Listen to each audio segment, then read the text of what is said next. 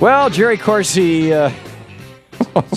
wanted to say that the election was stolen by Acorn.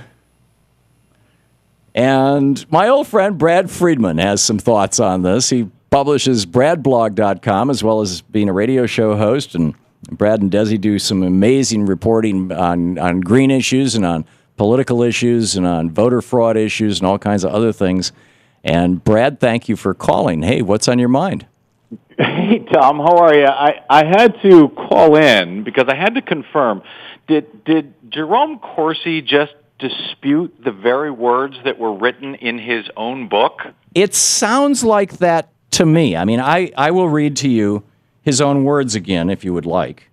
Just a couple sentences of them anyway. Yeah. He said, this is the first paragraph of page 162.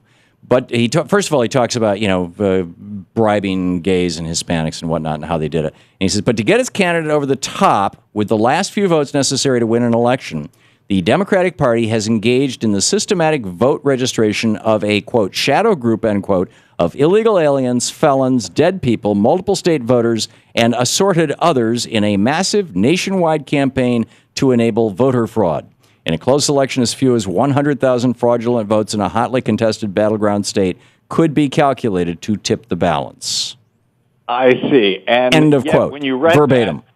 You read that, and then he seemed to dispute it and say that you were embellishing by reading what he said. Yes. I was kind of hoping that he would actually follow it up with some evidence for these extraordinary claims because, yes, as you may know, Tom, there is no such evidence to back up his extraordinary claims. That's correct. And in fact, I probably, instead of, giving the news of the day when I opened the segment, I probably should have just gone right to Jerry because I wanted to ask him, and this is the question that has been troubling me ever since I read his book, or I skimmed his book before, prior to the interview, is these are felonies that he's talking about. I mean, being a student and voting in Madison, Wisconsin, where you're going to school, and then voting in Lansing, Michigan, where you were born, is a felony. It's like, depending on the state, anywhere from 2 to 10 years in prison.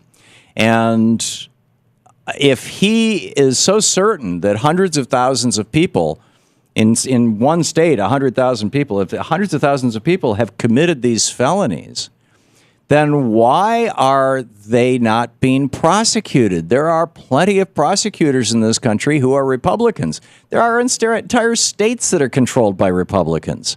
And in Wisconsin, they passed the voter ID law, and they had to come before Congress and present some reason for it. I know you reported on this. What was the consequence of the investigations that the Republicans did looking for these dead voters and these double voters that Jerry Corsi is talking about? Yeah, we had just a report released by the South Carolina Law Enforcement Division just before the July 4 holiday, so nobody probably noticed it, but an 18-month probe looking into claims by the Republican AG there that there were 953 dead people who voted in South Carolina elections.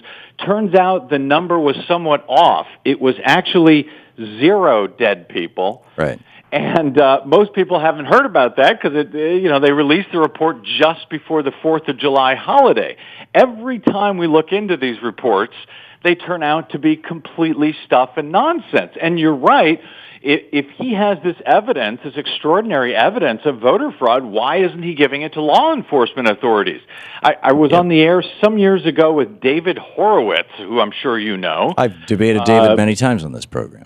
Yeah, right-winger, and who claimed that a family member of his, and we hear this all the time, a family member of his was in a nursing home, and the people who care for them were committing voter fraud. And I asked him, well, what nursing home, and have you reported this to the police?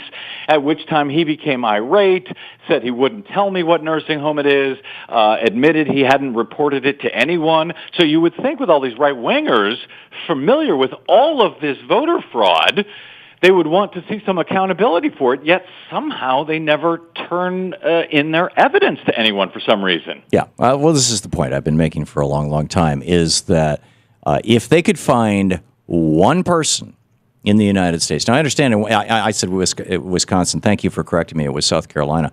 or North Carolina. It was South Carolina, wasn't it? It was South Carolina, South Carolina, but yeah. you should know there's also no massive voter fraud going on in Wisconsin either. Or anywhere else. And there was one state, and I'm sure you know which state it was. You follow this stuff, really, really well, and you're a much better reporter than I am. And on this issue, what they found was maybe it was Arizona or something like that. They found one person who had voted and was ineligible to vote, and it was a woman who had forgotten to register when she moved. And then there was another state where they found like 12 people that turned out like they were felons and they didn't realize that they were not eligible to vote. I mean, there's a couple of these kind of instances. Yeah. There have been maybe that's right. 30 or 40 of these a year nationwide after spending tens of millions of dollars looking for them. And they actually prosecute these people. But if there was even one person who was found who actually double voted with the intention of swinging an election or organized 100 or 200 people to double vote, that person would be more famous than Trayvon Martin.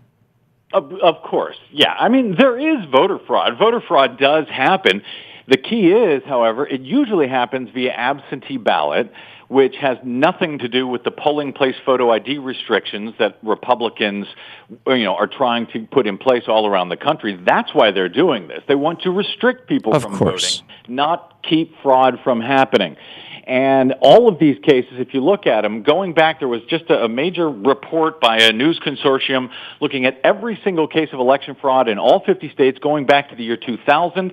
They found exactly 10 cases out of hundreds of millions of votes cast, 10 cases that might have been stopped by polling place photo ID restrictions. Right, and that is worth disenfranchising hundreds of thousands of poor people, young people, old people, people of color, urban dwellers who don't own cars. It's worth disenfranchising them and spending tens of millions of dollars of taxpayer money. Brad Friedman, bradblog.com. Thank you, Brad. Thanks, Tom. Always good talk.